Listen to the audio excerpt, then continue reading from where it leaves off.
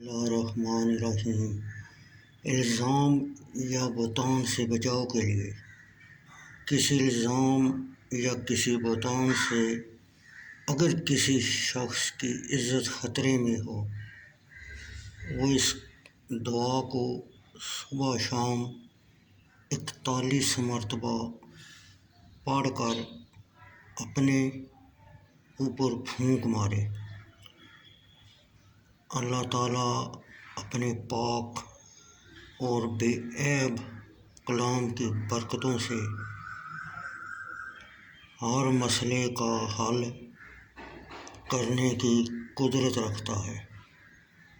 وَلَا يَحْزُنْكَ قَوْلُهُمْ إِنَّ الْعِزَّةَ لِلَّهِ جَمِيعًا وَهُوَ السَّمِيعُ الْعَلِيمُ۔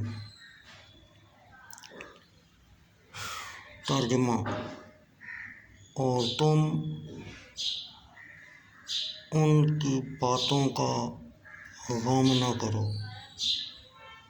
بے شک عزت ساری اللہ کے لیے ہے، وہی سنتا جانتا ہے۔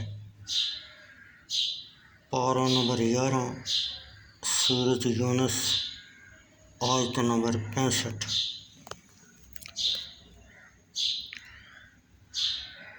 غم یا پریشانی سے نجات کے لیے کوئی مسلمان مرد و عورت کسی غم یا پریشانی میں مبتلا ہو اور اس کی مالی حالت بگڑتی جا رہی ہو، تو ہر وقت جب بھی موقع ملے اس کا کثرت سے ورد کرے۔